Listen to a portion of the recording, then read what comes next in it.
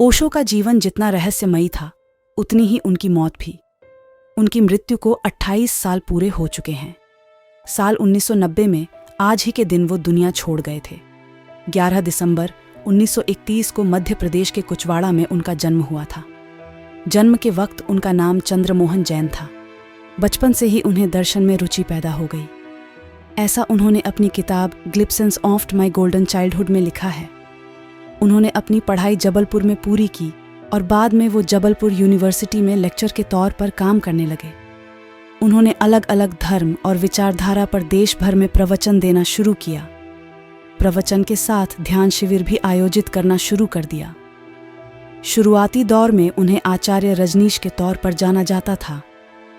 नौकरी छोड़ने के बाद उन्होंने नवसन्यास आंदोलन की शुरुआत की।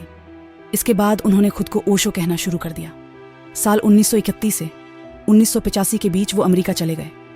अमेरिकी प्रांत ओरेगॉन में उन्होंने आश्रम की स्थापना की। ये आश्रम 65,000 एकड़ में फैला था। ओशो का अमेरिका प्रवास बेहद विवादास्पद रहा। महंगी घड़ियां, रोल्स रॉयस कारें, डिजाइनर कपड़ों की वजह से वे हमेशा चर्चा में रहे। ओरेगॉन में ओशो के शिष्यों ने उनके आश्रम को रजनीशपुरम नाम से एक शहर के तौर पर रजिस्टर्ड कराना चाहा, लेकिन स्थानीय लोगों ने इसका विरोध किया। इसके बाद 1985 वे भारत वापस लौट आए। ओशो की मृत्यु। भारत लौटने के बाद वे पुणे के कोरेगांव पार्क इलाके में स्थित अपने आश्रम में लौट आए। उनकी मृत्यु 19 जनवरी 1990 में हो गई। उनकी मौत के बाद पुणे आश्रम का नियंत्रण ओशो के करीबी शिष्यों ने अपने हाथ में ले लिया। आश्रम की संपत्ति करोड़ों रुपए की मानी जाती है और इस बात को लेकर उनके शिष्यों के बीच विवाद भी है। ओशो के शिष्य रहे योगेश ठक्कर ने बीबीसी मराठी से कहा, ओशो का साहित्य सबके लिए उपलब्ध होना चाहिए, इसीलिए मैंने उनकी वसीयत को बॉम्बे हाई कोर्ट में चैलेंज किया है।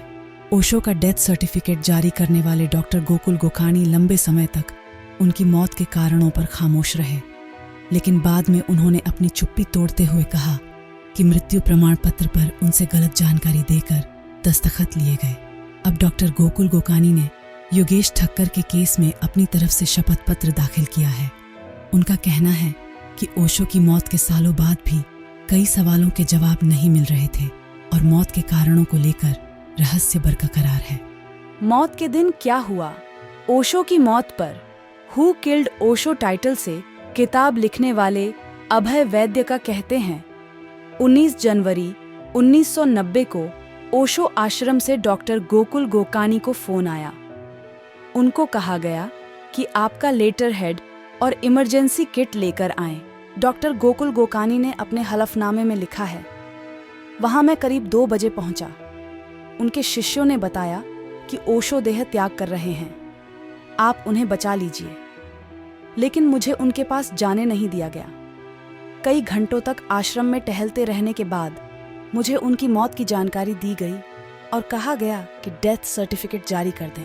डॉक्टर गोकुल ओशो की मौत की टाइमिंग को लेकर भी सवाल खड़े करते हैं। डॉक्टर ने अपने हल्फनामे में ये भी दावा किया है कि ओशो के शिष्यों ने उन्हें मौत की वजह दिल का दौरा लिखने के लिए दबाव डाला। ओशो के आश्रम में किसी सन्यासी की मृत्यु को उत्सव की तरह मनाने का रिवाज था, लेकिन जब खुद ओशो की मौत हुई तो इसकी घोषणा के 1 घंटे के भीतर ही उनका अंतिम संस्कार कर दिया गया और उनके निर्वाण का उत्सव भी संक्षिप्त रखा गया था। ओशो की मां भी उनके आश्रम में ही रहती थी। ओशो की सचिव रहीं नीलम ने बाद में एक इंटरव्यू में उनकी मौत से जुड़े रहस्यों पर कहा था कि ओशो के निधन की सूचना उनकी मां को भी देर से दी गई थी। नीलम ने इस इंटरव्यू में ये दावा किया था कि ओशो की मां लंबे समय तक ये कहती रहीं कि बेटा, उन्होंने तुम्हें मार डाला।